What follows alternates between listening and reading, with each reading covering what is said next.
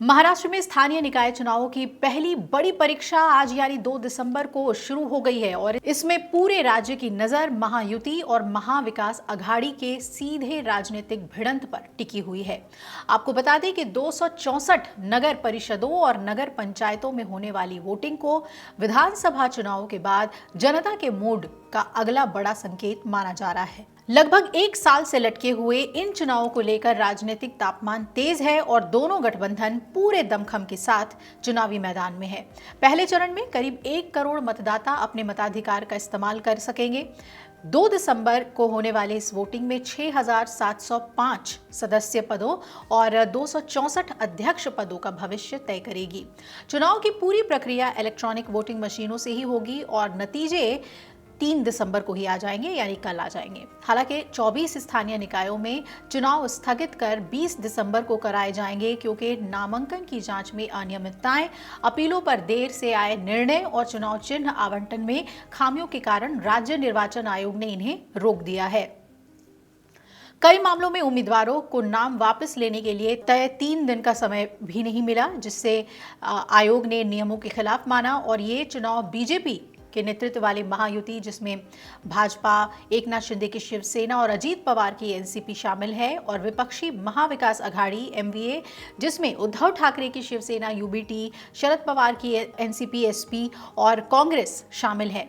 इनके बीच सीधी प्रतिस्पर्धा मानी जा रही है और विधानसभा चुनाव में महायुति की 235 सीटों की ऐतिहासिक जीत के बाद अब ये वोटिंग बताएगी कि क्या वही लहर स्थानीय निकायों में भी कायम रहती है या फिर विपक्ष ग्रामीण और शहरी स्तर पर वापसी के संकेत दे पाता है।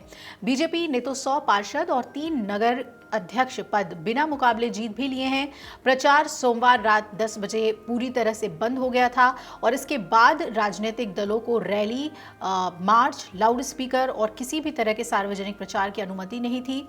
वोटिंग के दिन किसी भी तरह का चुनावी विज्ञापन पूरी तरीके से प्रतिबंधित है। Media regulation and advertisement certification order 2025 के मुताबिक 2 दिसंबर को किसी भी अखबार, टीवी चैनल या सोशल मीडिया प्लेटफॉर्म पर कोई भी एड नहीं प्रकाशित किया जा सकेगा। आयोग ने उम्मीदवारों की जानकारी देने के लिए मोबाइल ऐप और डुप्लीकेट वोटरों की पहचान के लिए डबल स्टार सिस्टम लागू किया है। आपको बता दें कि सीएम देवेंद्र फडणवीस ने 24 निकायों के चुनाव स्थगित करने के निर्णय को गलत और उम्मीदवारों के साथ अन्याय बताया और कहा कि नामांकन प्रक्रिया पूरी कर चुके उम्मीदवारों के लिए आखिरी वक्त पर चुनाव रोकना उचित नहीं है।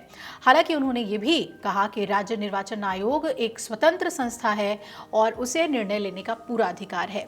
बावजूद इसके उन्होंने आयोग के फैसले पर विरोध जारी रखा और कहा कि इससे चुनावी प्रक्रिया और अनावश्यक असर पड़ा है। महायुति और एमवीए दोनों ने अपने शीर्ष नेताओं को मैदान में उतारकर आक्रामक प्रचार किया है। विपक्ष, खासकर शिवसेना, यूबीटी और कांग्रेस महायुति सरकार पर वोटर लिस्ट में भारी गड़बड़ी का आरोप लगा रहे हैं।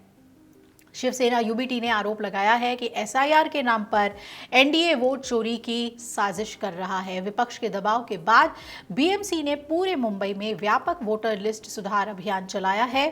Door to door survey, ward स्तर पर वोटर सहायता केंद्र और एरर कनेक्शन ड्राइव के जरिए नामों की जांच की जा रही है और ये स्थानीय निकाय चुनाव सुप्रीम कोर्ट के निर्देश के तहत 31 जनवरी से पहले कराए जा रहे हैं।